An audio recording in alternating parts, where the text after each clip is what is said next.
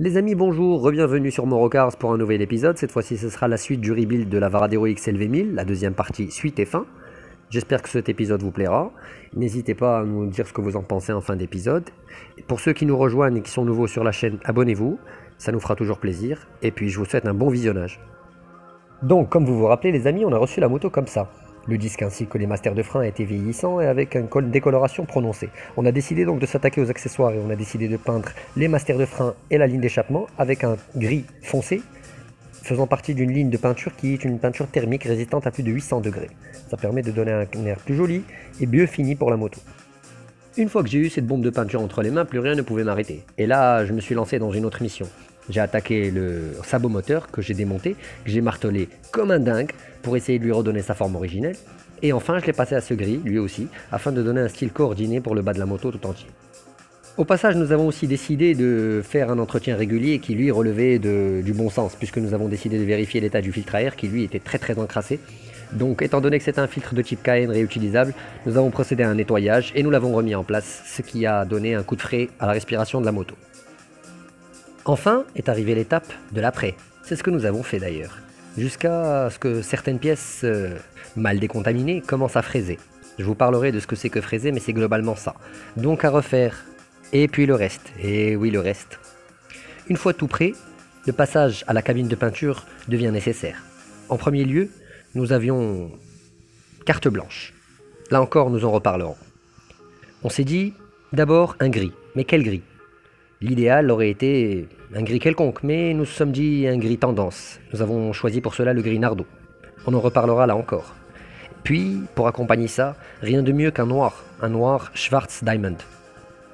Ce qui était le plus indiqué. Bien évidemment, le plus compliqué était le remasquage, à faire après le gris pour passer le noir. Et à faire de préférence de manière méticuleuse et avec soin. Là encore, c'était pas au top.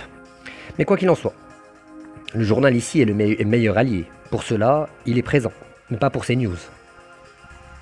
Enfin, les bordures. Ah, les bordures et les coins. Quel plaisir. Dans notre tête, ça s'annonçait top. Et oui, les deux couleurs se marient très bien et vont très bien ensemble. Tout ceci n'aurait pas été possible. Seulement grâce à l'intervention de ce monsieur Erdouane, peintre de son état et bricoleur en chef. Tout y est passé, y compris les crash bars, ainsi que les supports de bagagerie. Maintenant était arrivée l'étape du remontage. Ah, le remontage. Mais d'abord, question. Vous devinez la voiture sur laquelle est posé le carénage ? C'est le monstre duquel je vous ai parlé. Mais on en reparlera dans un autre épisode. À vous de trouver ce que c'est. Dites-le moi en commentaire. Tant qu'à faire, il fallait aussi poncer le cache-coupelle de l'embrayage qui lui était bien jauni par le temps. Quelques images de la peinture et du remontage et de l'ajustage qui lui était tout aussi nécessaire.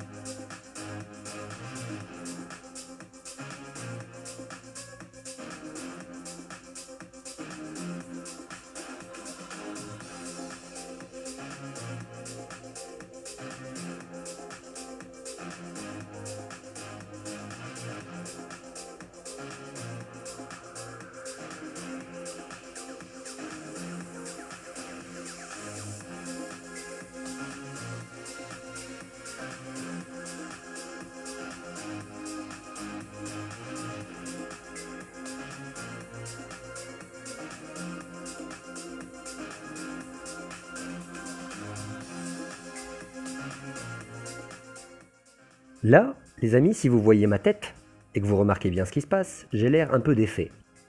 En parallèle est à mes pieds Skyla, notre contrôleuse qualité, qui elle-même a l'air un peu défaite, bien qu'elle ait beaucoup dormi dans cet épisode. Si vous remarquez à ma droite, et vous allez bien vous en rendre compte, le client se tient la tête et tient son casque. Là, j'ai compris que j'avais peut-être merdé. Le client, qui est un ami et qui est une personne fort chaleureuse, a subi, comme qui dirait, un choc visuel quand il a vu la moto. Et là, l'espace d'un instant, je me suis dit « This is the moment that he knew. He fucked up. » Et c'était sensiblement le cas, vu dans quel état il a quitté le garage. Ce qui m'a mis dans un état second pendant quelques jours, pour ne rien vous cacher. jusqu'à ce qu'il ait pris le temps de digérer la chose et me rappelle pour m'expliquer que finalement, il y avait un éclair de génie et de ma part et un éclair de mansuétude de sa part, ce qui est très apprécié. Quant à vous, je ne sais pas ce que vous en pensez. Et si vous avez la gentillesse de me conforter en commentaire dans mon raisonnement, ou bien sûr d'être tout à fait opposé, ce qui est tout à fait justifiable, et me dire que c'est à chier, n'hésitez pas, faites-le. Au moins ça nous permettra de voir sur quelle voie nous allons et si c'est la bonne. En tout cas, fort réconforté de l'appel de mon client qui m'a fait fort plaisir et qui a arrondi les bords comme on dit, il s'avère que le travail n'est pas si mal et que ça change. Il faut le temps d'apprécier certaines choses des fois. À ma grande erreur d'avoir cru que j'avais carte blanche. Je vous conseille souvent, si vous avez l'occasion, de bien faire les choses et de demander ce que veulent les gens. C'est le meilleur moyen d'être des entrepreneurs qui réussissent. Voilà les amis, c'était tout pour moi pour cet épisode. J'espère que celui-ci vous aura plu. Si c'est le cas, n'hésitez pas à vous abonner, liker comme je vous l'ai dit tout à l'heure, disliker même, on comprendra et on prendra note. Laissez-nous des commentaires qu'on adore lire. Et puis je vous dis à très très vite dans un prochain épisode. Et je vous dis tchuss!